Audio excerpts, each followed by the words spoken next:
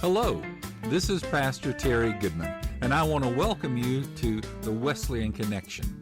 This podcast is primarily for the clergy and laity of the Holston Annual Conference. Join with me now as I take a look around the connection and share some of the things happening in the churches of our annual conference.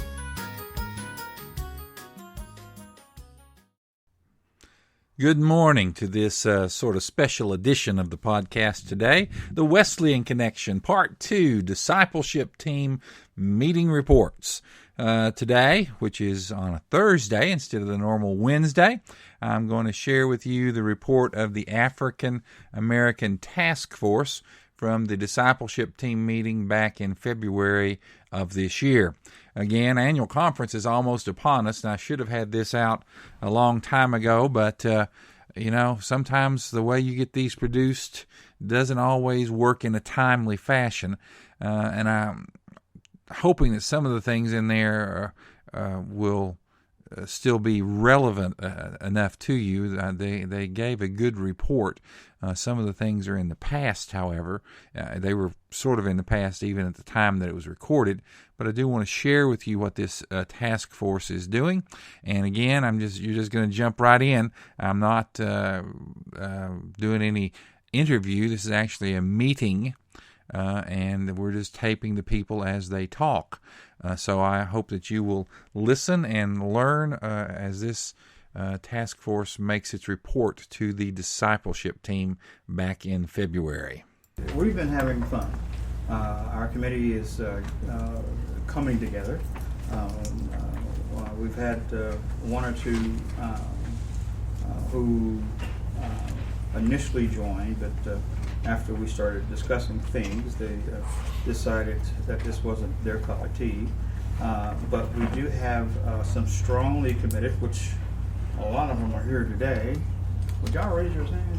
Everybody here? What? No. Committee African American Task Force. Yes. And we've been working on an agenda. And I think our last meeting, which was last week, or week before that, we did a lot to kind of work that through. One of the things this is the African American Task Force. So, as you could surmise, we're doing lots of things that relate to the African American church in our conference. That being said, one of the things that we did kind of toss around, and I think we came to a consensus, was pinpointing the areas within the African American church that are sorely needed as it relates to the church relating to the conference to some extent. There hasn't been a whole lot of that. There hasn't been, and I think some people feel that there's no connection at all. I've had folks ask me, well, where's our money going? Reverend Marshall, what is it doing for us and all that? And so you have to take the time to kind of, explain a lot of that to folk. And we're thinking, and this kind of goes to the funds that hopefully we can get. We're thinking that some type of consistent communication, newsletter or web page or something like that, or maybe a combination of the two, would help with connecting or keeping folks connected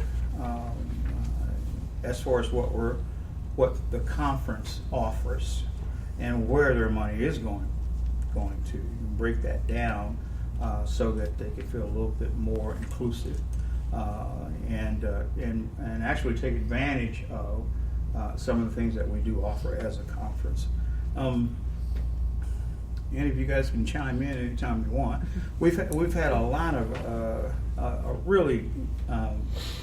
we have a really good panel who most of us have had some experience in this area. And we've had a number of suggestions, and I think we pinpointed it the last time. Was it 3 or 4? It was Areas that. I don't have those notes I here. know. They're actually out in the car. This is embarrassing.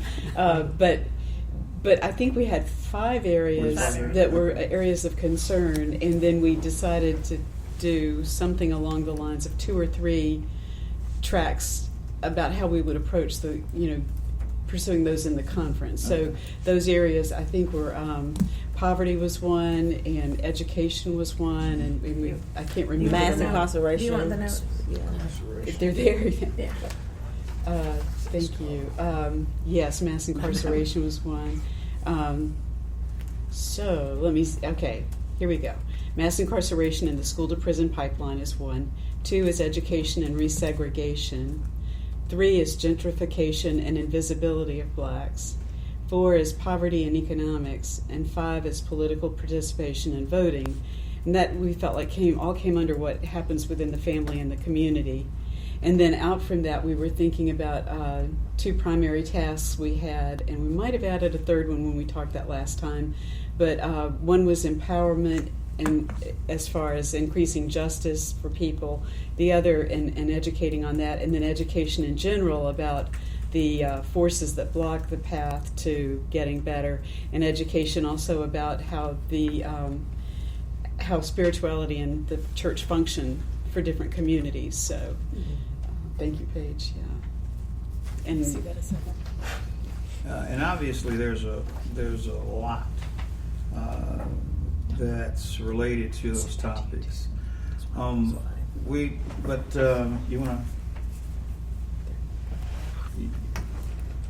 want to speak to the Yes. I don't know how many of you are aware through any news pieces you might have picked up or heard about yet, but I was approached by a diversity task force in Morristown. A friend of mine happened to be on that, just a local community group in Morristown last fall.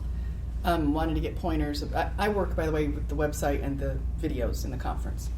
And she wanted some pointers on how to do either an audio or a video recording of kind of remembering Morristown College and the people that had attended there, because that time was when the news came out that they were tearing down all the buildings and everything. They weren't sure what was going to happen to that property where the college had been. So we started working on a video. We decided to go ahead and include all the people. We had a dozen or more people that came out and wanted to talk about their time at the college. So it's turned into a 35-minute video that's being shown at Walter State Community College. They're going to have a panel discussion here just for Black History Month. It's on display at the Rose Center in Morristown in a Black History Month display that they have there. We're planning next Monday, after convocation, February 27th, we're going to have a screening here in this building. So we've got word out for everybody to come to that who would like to see it. And then I've got, if anybody wants to contact me if they'd like to show it in their churches and have a discussion, then I can get a copy to you for you to show to whatever group you'd like to present that to. So that's the nutshell. That's one of the things that we're looking forward to doing is, and of course, not just for African history or Black History Month. It's interesting how we only get 1 month a year. That always kind of blows my mind, but it is what it is, and we'll try and take advantage of that. Well, first of all, excuse my manners. This is Charlotte Williams, I think. Charlotte is a part of our committee and a very instrumental part of that committee. Charlotte, you want to? Well, we just wanted to bring awareness to the history of the African American Church and the United Methodists. Goes all the way back to what we know as Black Harry Hauser, that was instrumental in Methodism, and seeing that the Black church has to be not just called upon when certain issues such as Black history come up, but to be visible on all fronts, and that the Black church has really been instrumental in carrying the word of God in our communities, as well as bridging the gaps within our communities against racial lines. And I wanted to just bring awareness that the budget is a moral document on how we see that. And so we wanted to be included in those budgets so that we will be able to not only be visible physically, but also spiritually as well, and giving records to the realities that we face. The good news has to become one that we can carry to those that are incarcerated. The good news has to come within our own context of seeing how mass incarceration or the school to prison pipeline is impacting not only our community, but it calls judgment on the church as well, because during the time of slavery, the church was very vocal on speaking out against slavery, especially when you talk about Methodism. And so if mass incarceration is the new slavery, then we need more abolitionists. We need those persons that's going to speak out against those injustices. And we're talking about the least of these, where Jesus said, what you have done to the least of these, you have done unto me. And so we're looking for the Methodist Church to find its voice, to be that vocal point of speaking out on these injustices, and not just in mass incarceration, but with poverty as well, especially in Chattanooga. If you read the Chattanooga Times during, I think it was in August of 2016, which stated that if you are black and poor in Chattanooga, if you're born black and poor, most likely you will die black and poor. The numbers will swell and cement. So again, the church has to be a voice of speaking out for that. We have to speak out against the illiteracy that if you're, especially if you're African American, I mean, you can't move up because the educational system is such a failure that we have 3 predominantly African American schools, and not one student passed all 4 sets of the ACT. So all of these things speaks to the ills of our society, and how the good news has to be that we care, and that it's not enough for us to say it's a shame. It's not enough for us to say, shake our heads. We have to do something. We have to be the voice. We have to be the feet of Jesus, and we have to be the light of the world in this age at this time. Amen. And these are the kind of things that we're trying to do. And obviously we need as much support as we can get to put some of this forward. And that support can come in various different ways, not just financial. We need funds, so but some hands-on would be really good.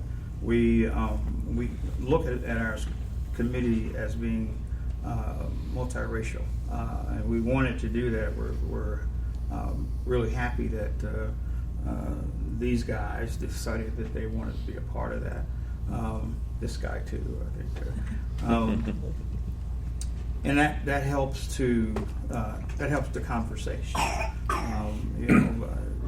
I think, this is my personal opinion, that it's not until you have the conversation in earnest, not any of this traditional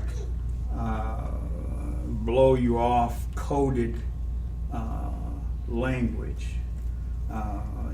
In earnest, where either white or black can express themselves from their heart in terms of their perceptions, in terms of their involvement or exposure, in all of that.